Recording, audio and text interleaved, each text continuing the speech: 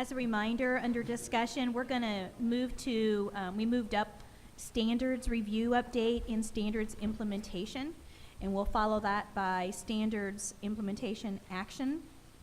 And then we will go to the monitoring update on the turnaround academies, followed by the Roosevelt High School update, and then we will have discussion on REPA 3, followed by action on REPA 3, and then we will continue down the discussion agenda item for HEA 1005, and then the Accountability Systems Review Panel update.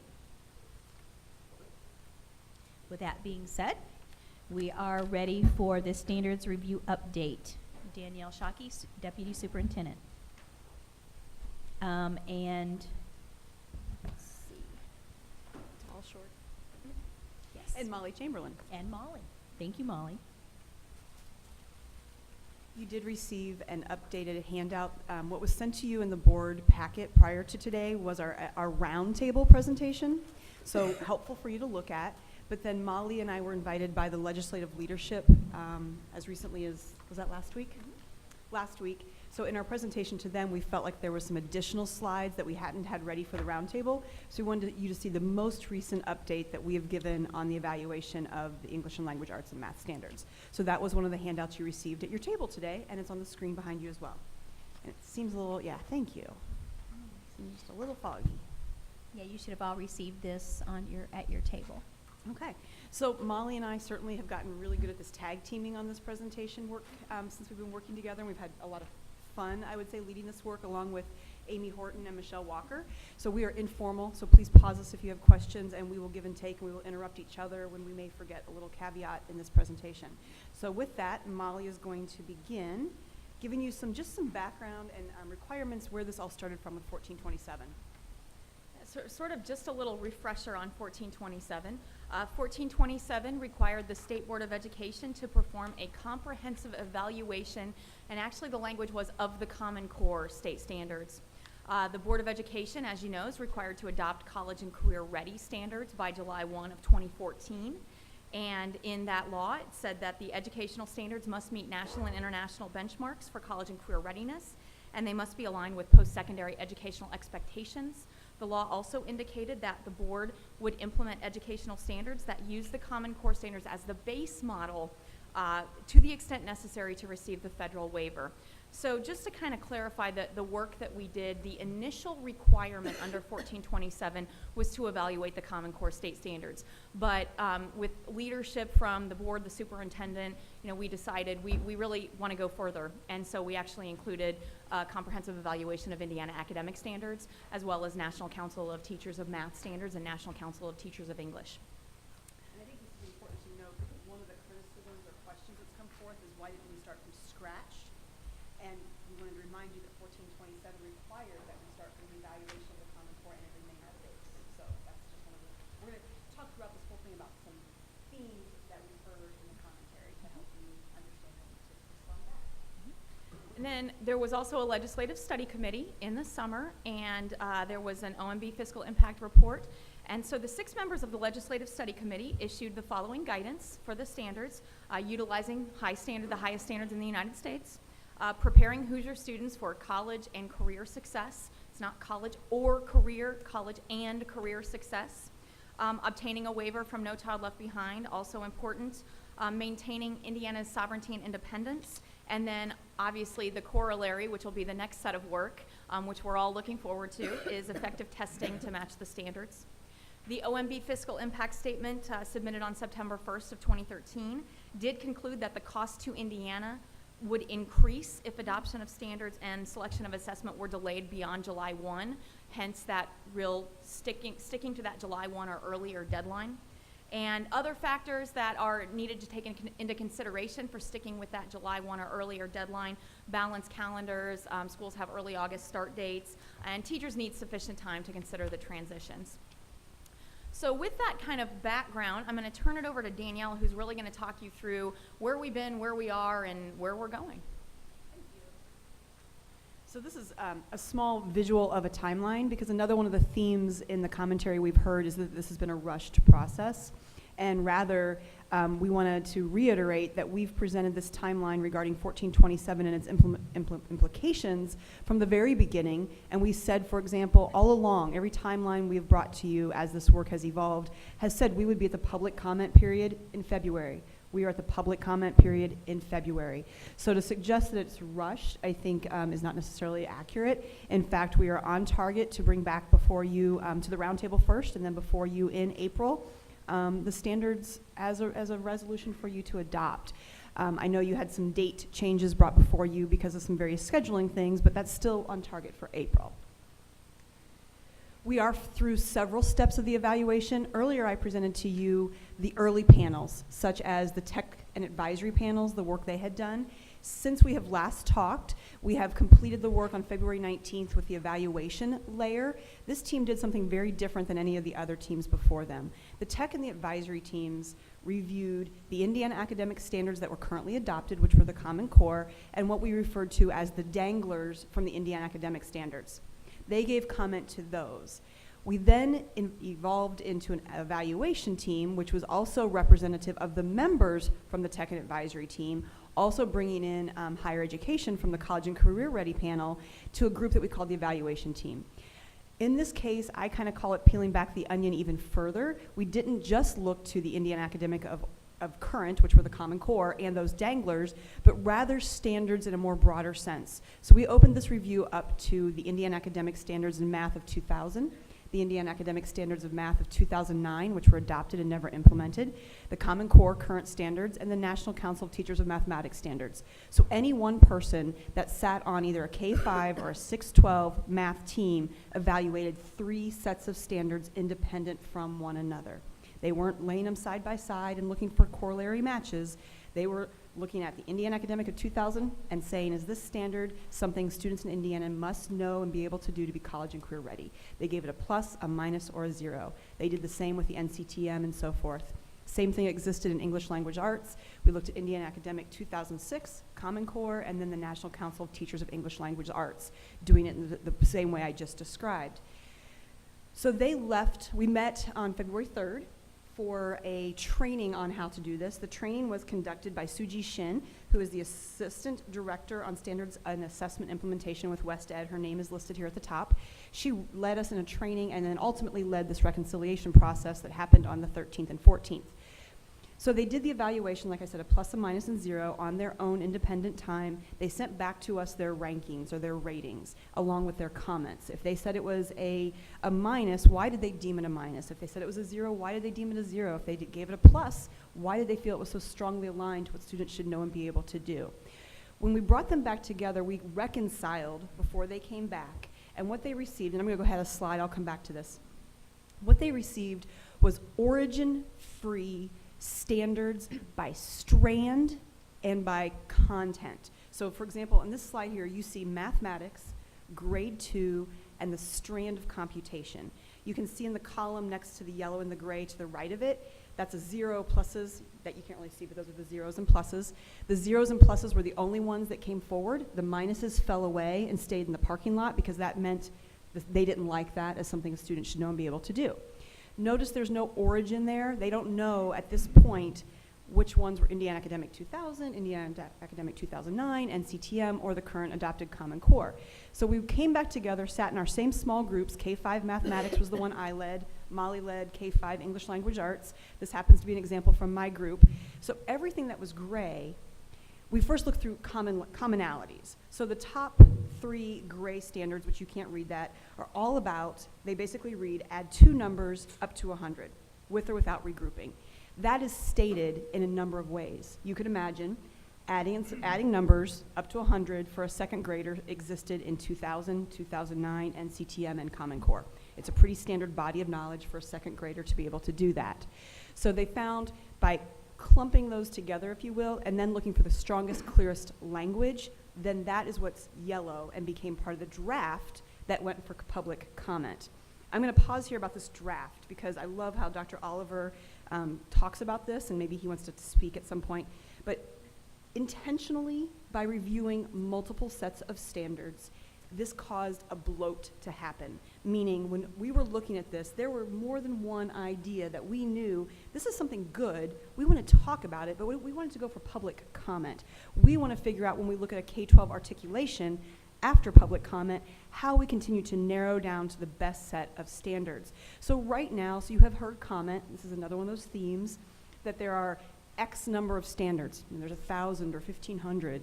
Through this process already, I can tell you, and Molly can speak to an example just from yesterday with the K-5 ELA group that's been looking at the comments and already starting to do this articulation work. We've narrowed, in one case with phonemic awareness, from 15 down to 7 by looking at ways that there might have been two standards that were basically saying the same thing that could be integrated into one another, or looking to another state to say, how can we say these bodies of sound in phonemic awareness, how can we encapsulate them into one standard? So the bloat is continuing to be narrowed. So as you hear people concerned about the excess number, please understand through this articulation work that we are doing right now, it is already being narrowed down even further. Okay, let me go back a slide here. The bottom of this slide that I passed forward or went through was really just talking about the fact that when we did that blind process. Danielle, I think you wanted Brad to make a comment. Oh, I quoted him, but you can go ahead, sure.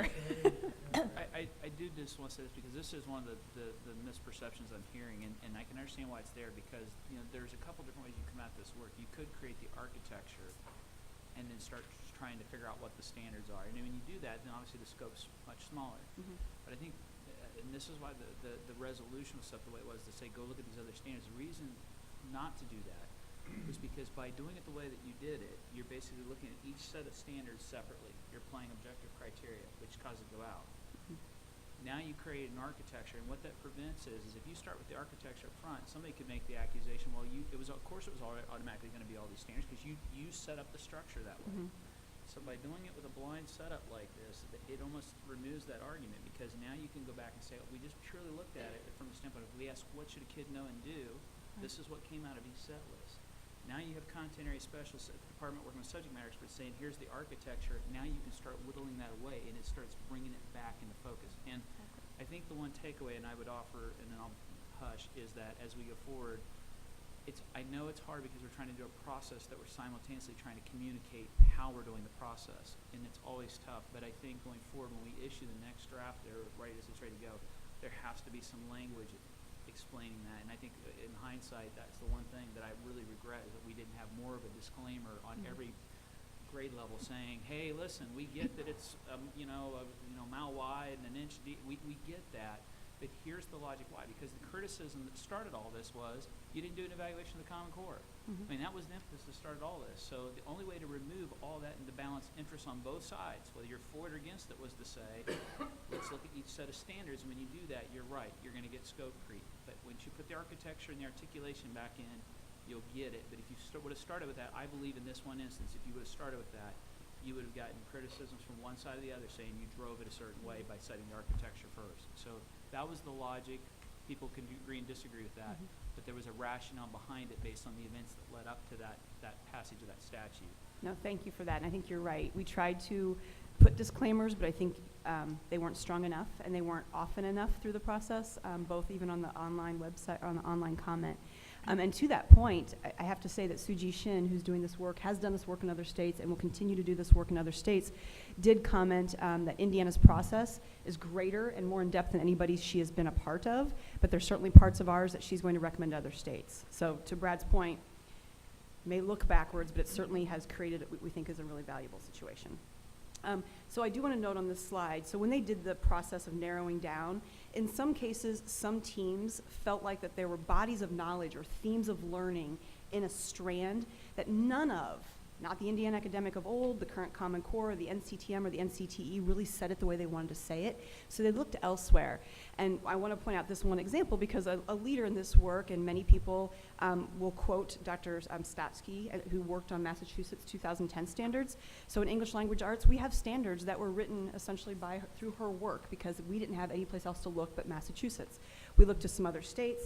They also did some things like combining two. So there are some standards where it's part language of the current Common Core and part language of the Indiana academic before it. So that is what is up for comment right now. Moving on, so where we are, and I should be able to go through this slide rather quickly, the raw ingredients, so this idea of all these standards that we said, yes, these are good pieces of information for this content in this grade level, are up for public comment. They will remain up through the 12th Today. of March. I think you all have been a part of, I think every single one of you was a part of one of the standards hearings, where we had about 100 public comments over those 3 periods. We have now had, as of yesterday, and I don't know if you looked today, yesterday was like 1,400 comments, online public comments, and the majority of them are from educators, people who work in the field, and they're very specific and incredibly helpful. And when I said our K-12 articulation teams are already looking at them, we're finding them to be really useful information. The bottom of this slide, I'm going to let Molly jump in because she's kind of been keeping track of this. When we started this process, we intentionally set out to make sure certain groups, such as the superintendent's groups and the principals groups, knew through our communication that, hey, these are up for public comment. Make sure your teachers, your principals, your superintendents are aware. In addition to making sure some of those groups were made personally aware, there were some national experts around standards who were also invited to give input. So I want you to speak to what you've heard recently from some of these. Sure, and this has evolved a little bit. So initially, you know, I think our team has joked a little bit that we would love to go on the road to other states and present a do this, don't do this, you know, if you want to do this process. And so I think we've learned a little bit. We had originally thought, you know, we wanted to get national expert input on the raw ingredients standards. And what we got back from many of the national experts is they'd rather wait until we had the articulation actually done. It would be easier for them to actually provide input on that. So some of the folks that we've reached out to are actually on another page. I think they're on, okay, well, no, that's fine. So we've reached out to Dr. James Milgram, who's at Stanford University, and he has agreed. Oh, awesome. He will get back to us by March 24th with his review. Then Dr. Terrence Moore at Hillsdale College is doing a review for us. It's Achieve. It's actually not Dr. Michael Cohen. It's Alyssa Peltzman at Achieve. They're well known for doing standards review, and so we're actually really excited to have them on board. We've also reached out to Dr. Sandra Stotsky, who just recently agreed to participate in the evaluation. We're also asking Suji, who was our original facilitator, to recommend someone to do a further review from kind of the unbiased perspective of, you know, what did she call herself? Research agnostic. And then, did I miss anybody? I think that's everybody. Oh, Dr. Wu at UC Berkeley will actually also be doing a review of our math standards. So all of those guys, for the most part, and gals, said that, you know, we really appreciate the invitation, but it just would be so much more useful for us to see the articulated version. So we will be getting those drafts out to them actually Friday afternoon is the plan. And then I'm about to jump on your toes. So. Oh, you're fine. No, you're absolutely fine. So we just wanted to make sure, how many of you on the, I don't want you to raise your hand. I'm sorry. That's the teacher in me. How many of you? I hope you've had a moment to go online and look at what the public comment looks like from their perspective, but if you hadn't, I didn't want to make an assumption. So they go onto the slide or through the DOE website or through the State Board of Education website, and they are linked to this page. They are able to give comment on a general comment, about, you know, I love these standards, whatever the general may be, or we really encourage them to go deeper and give specific comment. And this is hard to see, but they are asked to give specific comment on a grade level, a content, and then they can choose, and they can choose more than one, but the things we're asking them: bias, free of bias, a clear standard, lack of clarity, specificity, lack of specificity, grade level appropriateness, or other. As you can imagine, the bulk of 1,400, we needed some way on the backside to sort some of these, so that is why we try to ask them to at least encapsulate in some way their comments. Obviously, some will not always fit within one of those as nicely. Yes. Impressive array of experts. When you receive their report, do you see any problem with forwarding on to the board? No, not at all. The only reason is I find myself engaged in, even if I don't want to be, in these conversations in various situations, and as these reports come out, I think it'll give us some insights as to what's good, bad, or and then just kind of keeps us updated. It's very impressive, and it's a nice array. So I'd like to be able to tap into that as it comes off the press, so to speak. Right. Even though We will do, I would say we over would probably the do email, both. forward you the raw as well as try to do some summary work for you. Yeah, well, yeah, take a look They at might it be and see lengthy. if that, thank you. Just keep going. I didn't want to slow us down. So where we are right now, and Molly alluded to, we have a deadline of tomorrow for our articulation teams, or Friday. Today's only one, okay, so Friday. And our articulation teams are Department of Education staff members in the content area who worked on that evaluation day with the teams. So we are currently looking at all of the standards that exist, even in their bloated form, and we are identifying them in terms of what we call a depth of knowledge. So that is it a recall standard, a skill and a concept, a strategic thinking standard, or an extended thinking standard? We are looking at the same standards and talking about, is that an introductory skill at that grade level? Is it a practice skill at that grade level? Or is it a mastery skill? You can imagine how helpful that is as you look through at a K through 12 articulation. You don't want one grade level in computation to have everything as a mastery or everything as an introduction. So when we talk about articulation, we're looking at gaps, we are looking at alignment, but we're also looking at a balance of depth of knowledge as well as the level at which you would expect that to be taught. So that's what the articulation team is doing. They're looking for redundancies. Like I said, the phonemic awareness piece went from 15 down to 7. They're looking for ways in which they can integrate any skills or bodies of or information into a standard. That is what we will then send on, minus the architecture, for them to start commenting on. And I do want to talk about what architecture means, because I don't know that that's a term everybody understands. To me, what architecture means is the way at which it looks when you publish it. What are the overarching umbrella ideas? So for example, is there a statement of the importance of literacy that precedes all the reading standards? Is there a glossary of terms that are associated with math? So when we use the word standard algorithm, everybody understands, and here's an example of a standard algorithm. So those are the kind of companion pieces, if you will, that is what architecture means. I liken it to back in the day when standards used to come out in a book. I loved it in my classroom, the old Indiana academic books.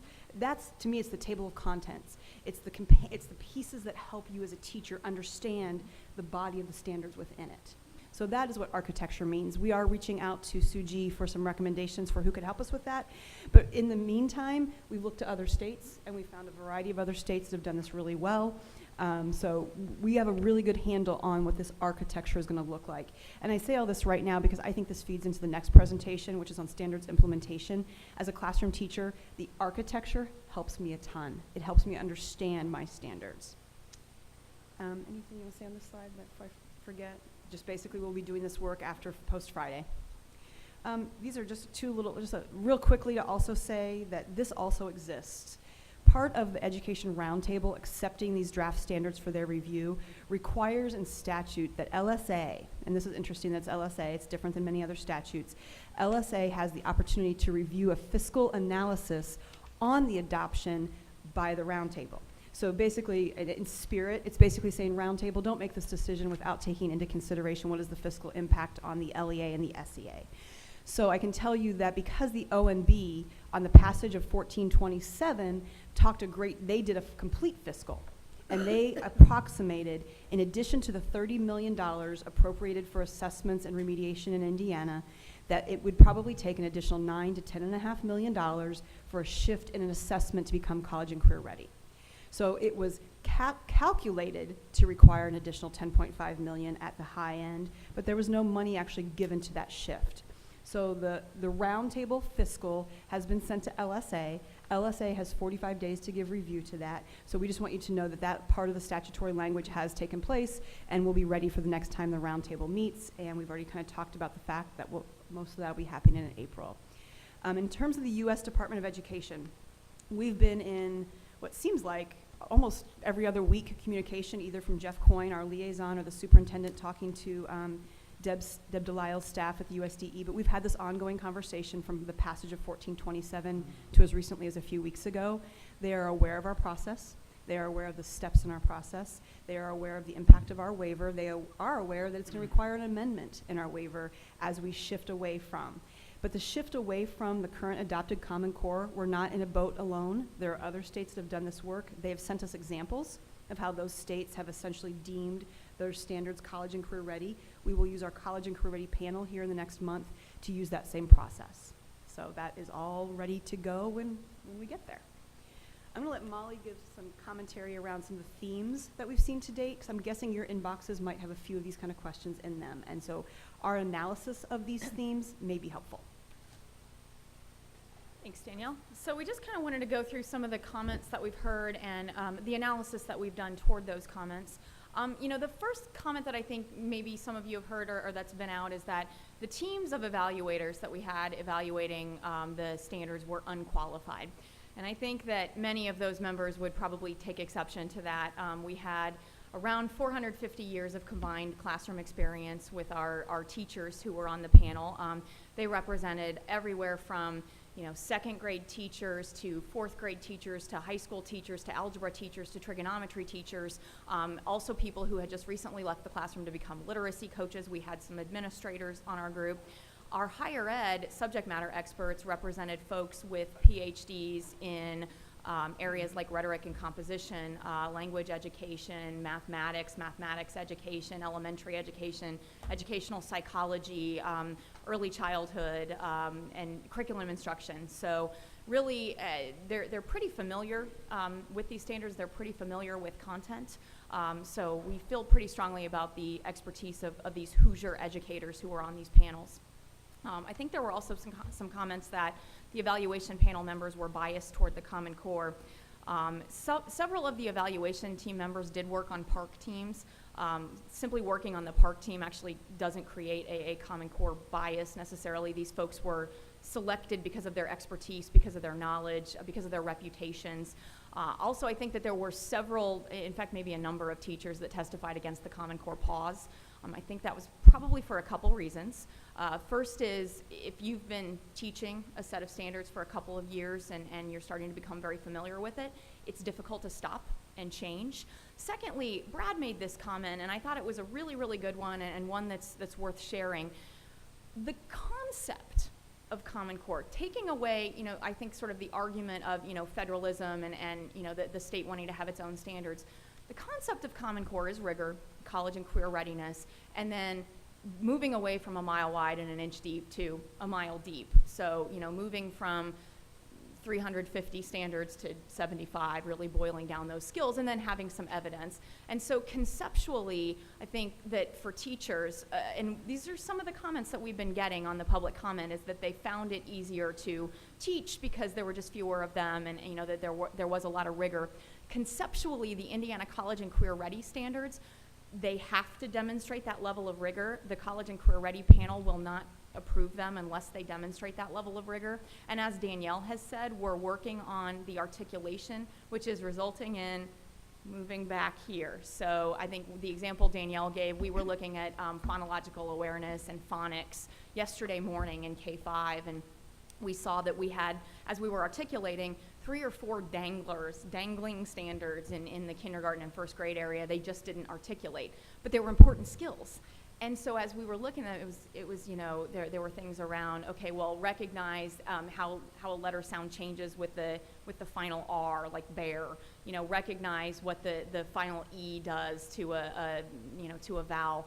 And they were good things. They were things that needed to be there, but we just couldn't figure out where they articulated. Well, we actually looked out to a couple other states. We looked at Nebraska, the 2010 Massachusetts standards, in Virginia, and we found one from Massachusetts that perfectly encompassed those 3 or 4 danglers into one. It articulated perfectly. And so, that's part of the work that's being done too, to kind of make sure that we're not a mile wide and an inch deep. Moving on, Danielle's really already talked about this, so I don't want to, beat a dead horse here, but the process is too rushed. The process of the review that Danielle talked about with the current Common Core standards and the danglers began back in August with the organization of panels. Since the resolution December 20th from the board, we've been working nonstop on doing the evaluation, pulling together evaluation teams, and as Danielle said, we're on target for April. It's pretty important to get the information out. I know Sarah's alluded to, the importance of teachers being ready for the transition. So I think that's something important to keep in mind. Brad has already talked about this, Danielle's talked about this, but the draft standards posted on February 19th lacked articulation and architecture. We kind of knew that. So those were really the raw ingredients. I like to liken it to, I love to cook, And, you know, if you're making a chicken parmesan dinner with homemade marinara sauce, out on the table you're going to have raw chicken, breadcrumbs, eggs, you know, you're going to have tomatoes, basil, olive oil. It's a lot of stuff. And so what we really put out there is these ingredients to say, are these the right ingredients? Are we missing something? Are we putting this in the wrong order? Is there too much of this? Do you not understand why we have this? What we're working through now is putting that together into, you know, this chicken parmesan dinner with homemade marinara. The architecture is also something, as Danielle talked about, that's where we will have things like guiding principles, organization of the standards, you know, statements, you know, of what these mean, how to use them, glossaries, definitions, a variety of things that will address some of the comments that you may be hearing or may have already heard. The comment, we've gotten this a lot in public comment. You know, I would say we probably have around 450 public comments with teachers frustrated about changing the standards again. And that's, you know, a valid concern. I think that, you know, 1427 sort of pushed us down a direction, and I think that we said, okay, we're going to kind of take that challenge and evaluate what we have now, evaluate other pieces, and see if we can put together, you know, a set of standards that are rigorous but that represent our Hoosier educators and, you know, what Hoosier students need to know and be able to do in order to be college and career ready. The last one, this is sort of a math thing, but the math standards, the 912 math standards, were put out by strand and not by course. We all agree, we wish we had put them out by course. Actually, that's one of the first things that the math team did, is start restructuring those by course. So what you will see with the 912 math standards when they come out, the final articulated draft will be by course. So you'll be seeing Algebra 1, Algebra 2, pre-calculus, trigonometry, calculus, you know, that type. And at this point, to the end of our presentation, but we will shift into Amy Horton and Michelle Walker coming up to talk about kind of this implementation idea. So now what? So what next? Assuming we continue to, you know, narrow down, we articulate well, the roundtable receives this, you continue to be receiving of this information as well as the expert testimonies that will come forth, then what will happen? I think a lot of the angst exists around then what, and as with any standards shift or transition, whether it be social studies or English language arts and math in this case, the Department of Education has the role of implementation and how we support that and how we support teachers. So the ladies that I just named, Amy and Michelle, are going to come and talk to you next, but Molly and I can remain right behind or answer any questions you have about our presentation. Question. Should we be concerned about how these standards align with the ACT and the SAT? And if so, when does that get evaluated? It's a great question. As a matter of fact, we have an article. So the College Board just had a press conference, I believe last Wednesday, Tony, and they talk about how the SAT is structured, and it's really around bodies of knowledge. So it's not necessarily aligned to any one set of standards. So they did not come out and say that they're aligned to the Common Core or not aligned to the Common Core, but rather to this is what students should know and be able to do to be college and career ready, which is what we are also creating. So to have that concern, I think, is somewhat of maybe a concern that existed previous to all this work that we've done, and they're coming out and saying that was very helpful, and I can forward that article to you as well. But in fact, they are aligned in the Common Core. Actually, they said just the I'm sorry, Superintendent. No, are you talking about SAT. our standards? No, I'm talking about SAT. Oh. Yeah, and I think that another piece is, you know, the College and Career Ready panel, we're requiring them to look at the standards from, what we're actually going to ask them to do is start at where they are in college and career. We have people representing various institutions of higher education as well as businesses like Toyota, Eli Lilly, I can't remember everybody else, but we're having them start there, go back 12 to 1, and see, you know, are there any gaps? Are these truly college and career ready standards? So, you know, as Danielle said, I think, and I would say the same thing about ACT, that those tests are kind of designed to predict college ability. And so the college and career ready skills, those concepts of are these college and career ready skills, I think is going to be what's important as opposed to specific content. And that's basically what the SAT press conference reaffirmed. And Michelle Walker, when she comes up, the Director of Assessment, may be able to answer a little further. And I just want to point out that we have been having dialogue amongst the board members about having the round table get these standards, the a little bit later because of over the overwhelming response to the public comment. And so getting the articulation and the architectural pieces done and making sure that that's done. We still will approve the standards in April, but we are looking at dates in which to get that finished. So I just wanted to make that clarification because one of the screens did say Ahead of April March. 9. Right, thank you. Thanks for your work. I know you're working 24 hours a day, and you talk so fast, I can understand how we get one day's worth of stuff done like in an hour. And so I'm sort of on the wheel, the treadmill, whatever you want to call it. Standards so fast you'll freak. You mentioned some of the public commentary that you received, and one of the things I'm hearing is that we are infringing potentially on local control. And ironically, my buddy down the end raised the question about the difference between standards and curriculum. And I think it's very important to mention that publicly, that what we're creating are standards. And the curriculum is set at the local level. And so in no way is this board or the department or anyone saying that we are going to somehow take away or usurp or change that in any way. The sovereignty at the local level for curriculum will be maintained. Right. Is that an Absolute- accurate statement? Completely accurate, as well as textbook choices, and I want to go beyond textbooks. I think we've gotten so, in my opinion, in a good way, away from textbooks driving instruction, but rather the standards and what's important for teaching to drive your curriculum adoption and or your textbook or your materials. I mean, I worked in a district where we didn't have math textbooks anymore at all. We had materials for teaching mathematics. So all of those decisions are very locally controlled. So if there's, we talked history today, I was very sensitive to what Andrea was saying. So if there's a political controversy or a political point of view, we're not going to be mandating that from the state level. That will be a local controlled issue based on that particular community. Is that correct? No, that is 100% correct. I'm so glad you brought up that point. I'll give an example, as silly as this seems, but it's a place where we're looking at public comment, but we're also saying, yeah, but, so in all of the standards across K-5 in ELA, it's, recognize grade appropriate sight words. That's something it doesn't matter if you look at, 50 states, everybody has that in their standards. And some of the comments we've gotten are, but what are the sight words? And, we've come back and said, we've given a couple examples, at each grade level, but we're like, no, you guys have to decide what the appropriate sight words are for your school, for your district. This is really important that, you're making that determination. And so glad you made that point because it's very true. Oh, yes, Andrea. I just had a question about one of the slides that talked about the minimal differential between the cost of a Common Core assessment versus a testing assessment. But then it went on to talk about a $9 million to $10.5 million figure. Could you Yes. explain So that slide talked about the fact that we have a current budget allotted to the Department of Education for assessment, and that's about $30 million for our assessment package. In addition to shift to a college and career ready assessment, the O&B did a fiscal analysis with input from the Department of Education to say, what is it going to cost to make that shift?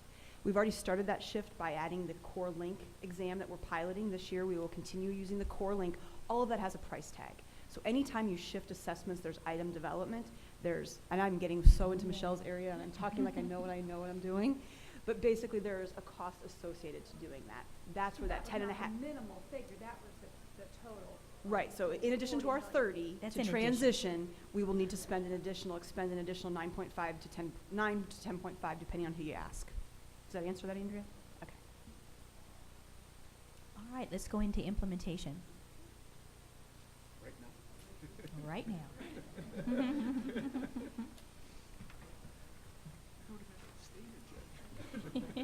Well, we're going to talk about what happens after they're finally approved. We only see each other once a month. We can change that. Go ahead, Michelle.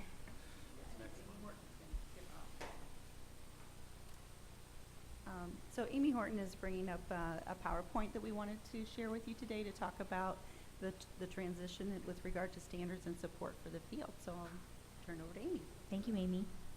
Thank you all. So we're here today to share with you how the department is forward-leaning and ready to go with the new standards as they are adopted. And we assume that that will happen in April, and from there we are ready to go. And we're going to explain how we came up with some of the ideas of what we're going to do, starting with some of our goals. And I'll go over just the formatting of this a little bit so you can see it from slide to slide. But the top band is the goal. And we have that on each of the slides. We have 4 different sections on goals. They're basically awareness, responsiveness, support, and engagement. And our goal is 100% in each category. Also to the side, on the right side, you'll see a scale of April through October.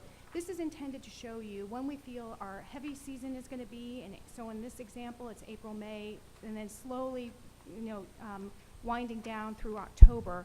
But the thought is that many of these things will start in April upon adoption, will go through the beginning of the new school year, and that they will have kind of higher volume periods and lower volume periods, but they may be an ongoing process. And this was to try and honor the request for a monthly calendar. So you know the top goals and then the sidebars, and I'll get into how we get to our goals. So the first goal for us is 100% awareness. What was noted during the past couple of months, if not years, is that educators are really kind of suffering from standards transition fatigue. And Molly mentioned this earlier today. But you saw the number of different types of standards that they've been considering. And on top of it, you have the national standards that have been talked about. And so we need to make sure that when we do our strategic messaging, we need to recapture their attention, but also we need to be very cognizant of the fact that they are tired of this process and tired of having new things thrust upon them. So our approach will be to be very kind of deferential, to say that we are there to help support them as they transition from the standards to the curriculum and instruction at the local level, and that we are there to support them and we are aware of the fatigue that they're suffering from.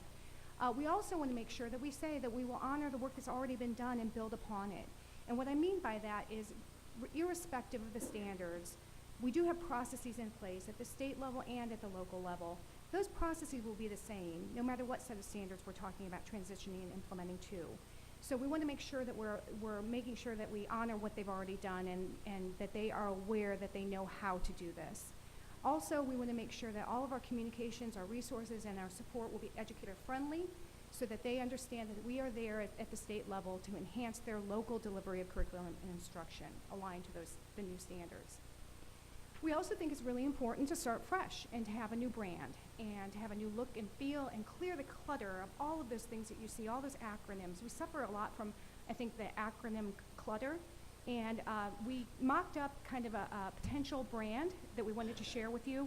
This was only for illustrative purposes, but we thought we should do something like this, where we are talking about ready as the key. College and career ready standards are not going away. They're what are expected at the federal level, what Indiana is committed to doing. And so we felt that a new brand would help us start afresh with a very positive look and feel. We also think it's very important to provide information and resources to stakeholders where they work and live. And so in order to reach desktop delivery, what we're talking about is primarily using social media, which would be supplemented by conventional communication means. But the thought here is that so many of our teachers these days are working on and communicating and collaborating through Facebook and Twitter and Pinterest even, and YouTube, that we can really leverage the new social media and where they're working and living and doing their great work and support it that way, as well as using our conventional communication tools like the typical website and Learning Connection, although we really want to make sure we have a nice balance between those static resources as well as those that are more active and dynamic and cutting edge. We also realized that awareness can't be done only virtually, and so we thought really hard about the best way to start going live and building awareness about this. And it occurred to us that the Summer of E-Learning conferences are really highly anticipated across the state. There were 17 last year. We're having 19 this year. Last year, there were 6,000 educators. And now, while that may not seem like a lot, that's about 10% of our teaching force in Indiana. So if we can reach, through 17 conferences, about 10%, we can reach even more this year. And also the important thing about this is these are the folks that are living and breathing in social media. So they're going to be going to these conferences, but they're also going to be tweeting and blogging and doing all of the other things to really get the word out and reach all corners of the state. These are a great group of people. They're going to be convening in the 19 different locations in June, July, and August, as well as amplifying all of that through their social media networks. We also realized that our second goal would be, how can we be 100% responsive? And we decided that the best way to start would be to ask the field, what do you need?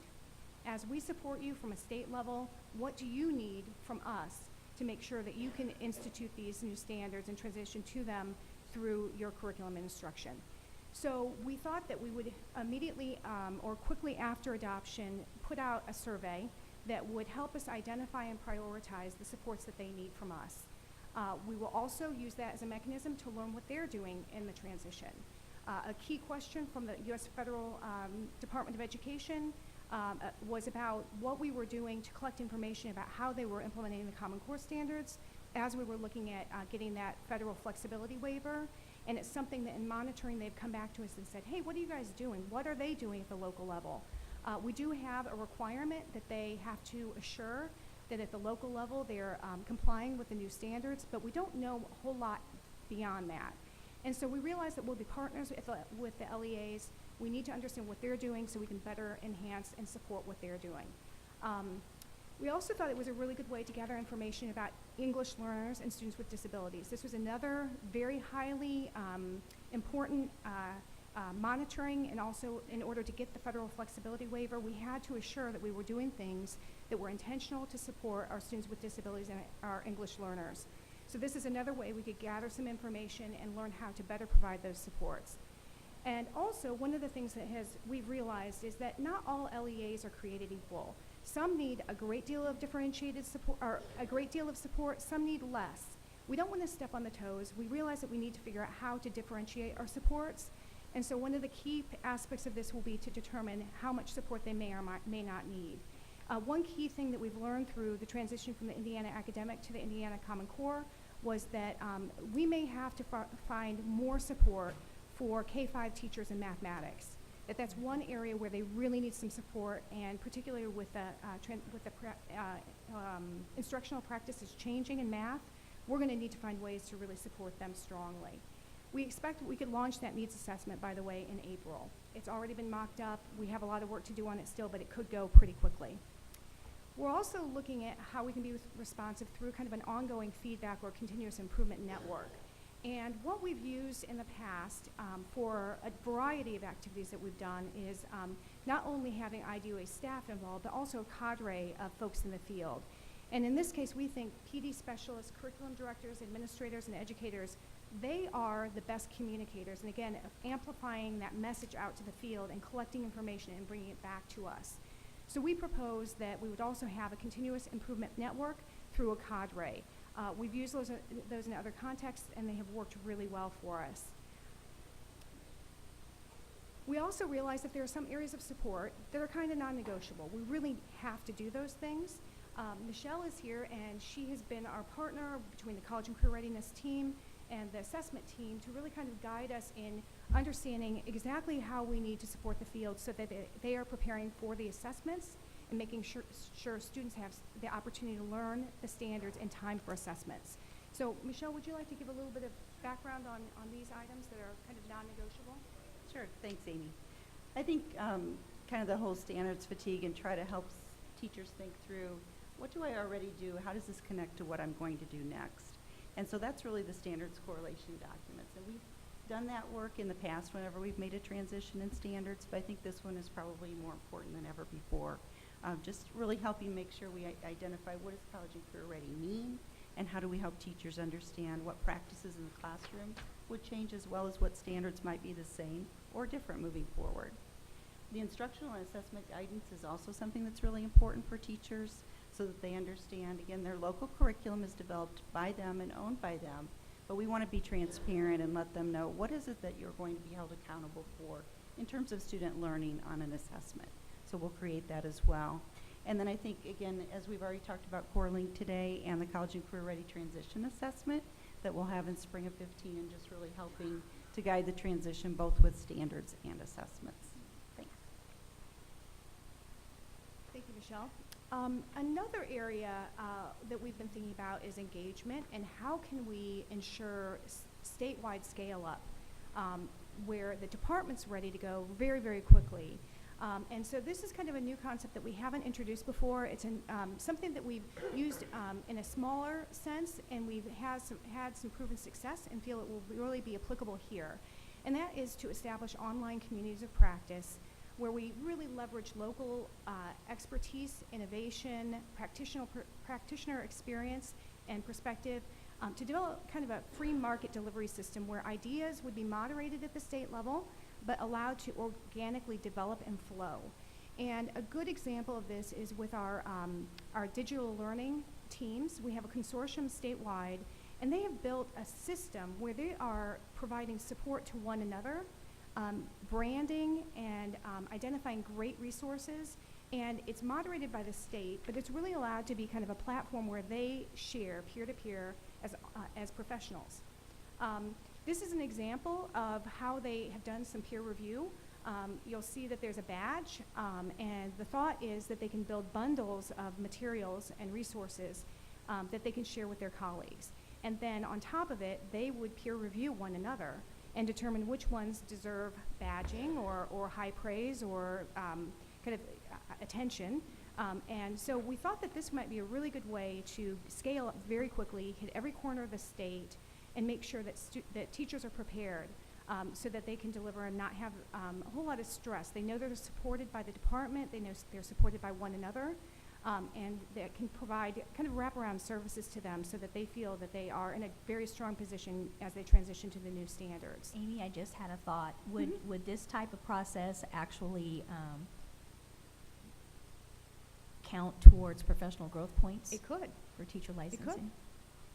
Yeah, I don't think, I think right now that any way we could either incentivize this or encourage it is a good thing.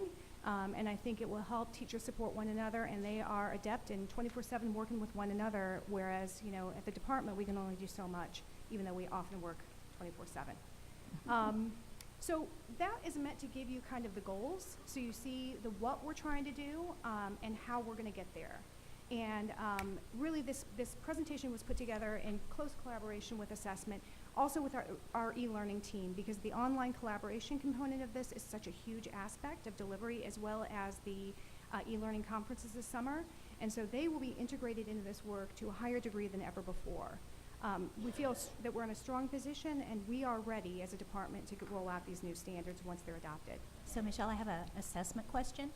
So if we have new standards, when we have new standards in particular areas that we've not assessed before, so let's just say that we've not assessed them at a certain grade level, or that's not expected to happen in their 14-15 assessment. That would be expected in the next round of assessments in 15-16. So I think we would see those in spring 15 because we want to have them at the grade level. But we would I think not. your question is more around accountability. Correct. And that's something that I think obviously Debbie's talking about accountability this afternoon as well. So they might be there as samples and test questions, but Right, they and I wouldn't think we count want to towards ask the the U.S. actual. Department of Ed if we can, Correct. have kind of a scaffolding approach if we can. Correct.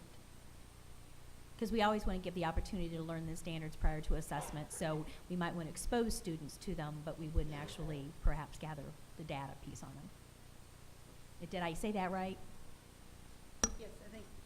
Because spring 14, the core link actually will assess Correct. the current standards, which is the Common Core. Correct. And then spring 15 will assess the new standards that we will be adopting hopefully next month. Correct. So. Yes, David? Really pleased to hear about professional learning communities. And professional learning communities have been around for probably a decade now, and our neighbor to the west in Illinois, some of the leading experts of professional learning communities are housed right there. The ramp up of this on a statewide level makes professional learning communities come to the forefront because prior implementation has been done in school corporations or in a particular school. This is the first time, I think, in the United States that we're having a statewide professional community link of teachers. And so, again, we are leading the nation in something else. I'm really pleased with that. Also, you're creating an infrastructure. If we can create professional learning community for this, then we're creating an infrastructure that we could trot out all kinds of other issues. And so I would strongly encourage you to set this up, because it's the future, I believe, of what we can do at the state to engage teachers, school leaders in really meaningful kind of professional development. Great, thank you. Yes, Brad? One of the things we talked about as we were planning the presentation is really how do we get to scale? And I think you've actually hit the nail on the head there. Just a comment, I appreciate the presentation, and I hope one of the things, this may be a challenge for the subcommittee that was named earlier on assessment, that when we meet and we think about RFPs for the future, that we not just think about an assessment, but we really think about trying to design an assessment system Correct. as robust as we can. We've heard a lot of discussion about the creep and the scope of the standards. Well, I think everybody here is also worried about the scope and the creep and the number of assessments. So I just want to really challenge us as a board to really think through how we can do that, because this is great, but if we don't find a way to start getting instructional minutes restored to the classroom, this becomes another add-on potentially. And so I think there's a way to do a win-win here. And the standards evaluation, while it may be a painful exercise to go through, it's a good exercise to go through. And there is an opportunity, I believe, here for the board to really look at standards, the assessment, and then supporting that instruction, and really walk away from this in about a year after we get everything up and going, really feeling like we have really moved us forward as a state. So I just want to throw that out as a challenge to all of us, that I don't want us just to go bid for an assessment. I want us to really think, how do we do this, because the groundwork's here for it. So. Well, Brad, I'll comment on that, because I tried to emphasize those within the resolution piece separately, kind of, but it is looking at the entire assessment piece and how do we support the standards going forward. Yes. BJ. First of all, thank you for putting that together. The time that's been run on the committee has been great. My concern isn't with the teachers having the standards mastered or implementing them. That will happen. We have tons of talented people. I have no question that will happen. My concern is, and I think fatigue's a word you used up here over the past 3, 4, 5 years, has been Indiana standards, Common Core, a mixture of the two, Common Core standards, and now these new ones. I've heard my esteemed colleague, Mr. Elgin, over there say buy-in. And when you want teachers to buy in, I think when we lay these out, it has to be laid out in the fact that these are our Indiana standards. It's not a moving target where here, get these mastered, and then next year, well, this is what we want you to master. I think if there's not the confidence in the field that this is, we've spent the time and the energy, which is what you guys have done, to create the best standards in the country, and this is where we're going to live. While it is a living document, this is the majority of what's going to be done. While maybe my verbiage changes, this is what we want you to know. I believe. That will make things much simpler, but I think that there needs to be a PR campaign. Yep. Is what I'm saying. That's why we got into Because if the not, you will not have buy-in, and if that's the Yep. case, then we're wasting our time. Normally, I don't think we'd look at a new logo and brand, but we thought it was really important, and I agree with you 100% to say that we understand where you are, We have but these are here to stay. thousands of talented people, they're innovative, Yep. and they're gonna do a better job than we could even tell them to do. Yeah. But if they don't buy in, run. And our standards review process really is every 6 years. Yes, absolutely. One of my suggestions for buy-in, I mentioned it at the round table. I didn't hear rousing applause, but I'll try here. So get ready, if there's any energy left. There we go. Thank you. You're giving me the affirmations, much appreciated. These standards would help a person be successful in life, be a critical thinker, a good citizen. So I think they'll help you in your career, and I think they'll help you in college and life. So these are career, college, and life. I put life up there. An educator wants to teach knowledge and have people pass tests, but they're really there to promote human flourishing, and there's some bigger causes. And I think sometimes educators are put off a touch by too minute of blocks and never putting the whole picture together. So in your marketing materials, career, college, and life ready is more the holistic approach. And I know Andrea will support me in this. To add citizenship. Well, that's part of life. To add citizenship ready. I like that better. Well, I mean, I can negotiate. I can negotiate. Thank There is a you. broader purpose. Thank you. Any more questions during the discussion portion of this? All right, Sarah, you have a motion to bring before the board I do. regarding standards implementation. I do, and my comments really go hand in hand with the 4 goals that were just articulated here, so I appreciate the time that was given to that. I would like to first state my deep appreciation for all involved with the standards adoption process, the Department of Education staff and state board staff who have worked tirelessly to ensure that we have the highest level academic standards available to all students, and also all those who have provided time and energy through committee work, public hearings, and public commentary. As we approach the final stages of the adoption timeline and navigate through the feedback we have received, I feel strongly that we need to lay the groundwork to best support our school districts across the state as they move into the implementation of new standards. As curriculum decisions and textbook adoption in both math and English language arts were made across the state based upon the previous board adoption of Common Core standards, there will obviously be gaps in resources within our classrooms. Today, I would like to publicly reassure our schools, teachers, parents, and students that we are committed to working with them to align curriculum and professional development opportunities with the standards that will be adopted next month. I would like to formally make a motion that this board will work with both staff from the Department of Education and also the State Board of Education to create a plan in order to best support schools in their efforts to implement newly adopted state standards in math and English language arts. I propose that these options, ranging from professional development to supplemental materials from approved textbook companies, as well as funding options to support such materials, be presented at a meeting after our formal standards adoption in late spring or early summer. It is my hope that we can develop a menu of opportunities to ensure full stakeholder confidence in their abilities to effectively ensure mastery of all academic standards. I welcome any feedback or additional ideas from my fellow board members. Do we have a motion? Do we have any further discussion? Roll call, please. Yes. Yes. Yes. Yes. Yes. Yes. Yes. Yes. Motion is approved. We're now going to enter discussion. We're going to have a monitoring update on the turnaround academies. Tamara Wright from the Mayor's Office.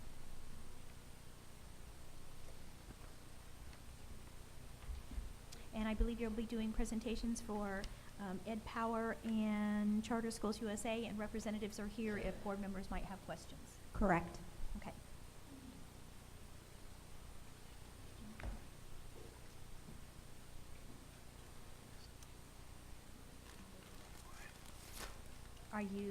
Do you have an actual presentation? I do.